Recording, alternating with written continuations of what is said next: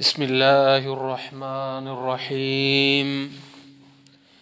الحمد لله رب العالمين، والصلاة والسلام على رسول الله محمد صلى الله عليه وسلم.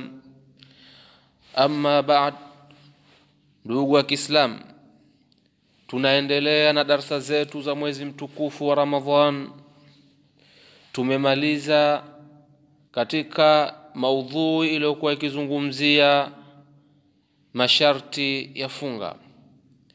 Leo kwa uwezo wake Allah subhanahu wa ta'ala tutaingia katika kipengele chengine au maudhui nyingine inayozungumzia kuhusiana na nguzo za funga.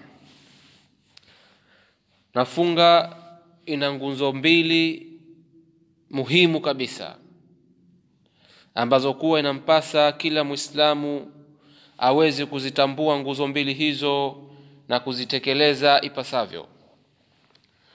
Nguzo ya kwanza katika nguzo mbili hizo ni nia. Na funga kama tunavyoelewa ni ibada ambayo kuwa hatufahamu maana yake ni nini.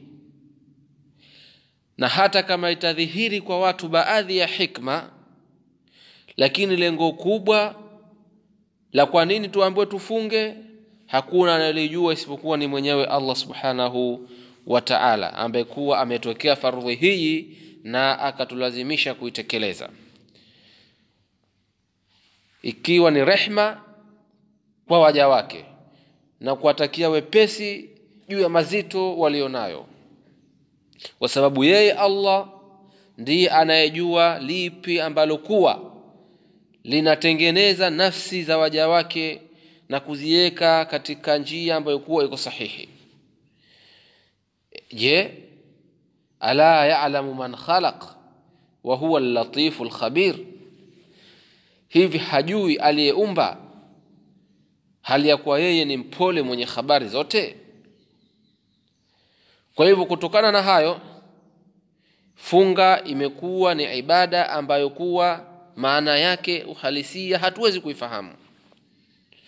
Kwa hivyo wanawachuoni wanasema kila ibada ambayo kuwa hatuifahamu maana yake ni nini, ni lazima kuhudhurisha nia ya kitendo hicho kabla ya kuingia katika kitendo.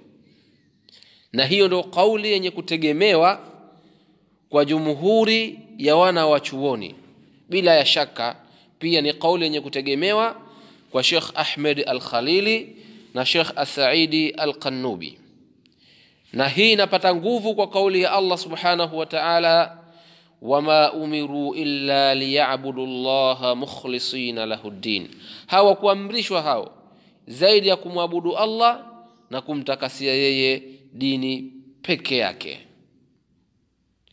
Kwa hivyo hakuna funga bila ya nia, kama ilivyokuwa kauli ya jumhuri ya wanawachuoni na kauli katika madhehebu ya Kiibadhi, na ndiyo sahihi ambayo kuwa inajuilisha inapata nguvu kutokana na hadithi za Mtume sallallahu alayhi wasallam.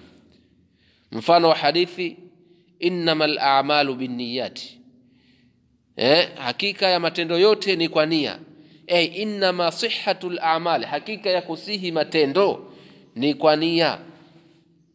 Kwa hivyo namna ya nia ama sifa yake, mwenye kutaka kufunga anuie kufunga kwake huko kujizuia na ibada hii ya funga. Tumefahamiana? Wa illa lam yujzihi imsakuhu mahma tala, yani ajizuie katika ibada, anuie katika ibada yake ya funga kwamba anajizuia na nini, tutakuja kueleza kila ambacho kuwa kinaondosha funga, kila ambacho kuwa hakifai, aeke nia hiyo. Lakini kama hakuweka nia hiyo, basi itakuwa kujizuia kwake ni bure, kwa sababu kusihi kwa matendo na kukubaliwa kwa matendo yamefungamanishwa na nia zake, kama ilivyojulisha hadithi tuliyotaja hapo nyuma kabla ya kidogo. Tunamwomba Allah subhanahu wa ta'ala atuelimishe tusiyojua na atujuze na atujalie kuyafanyia kazi yale ambayo kuwa tunayajua. Wassalamu alaikum warahmatullahi wabarakatuh.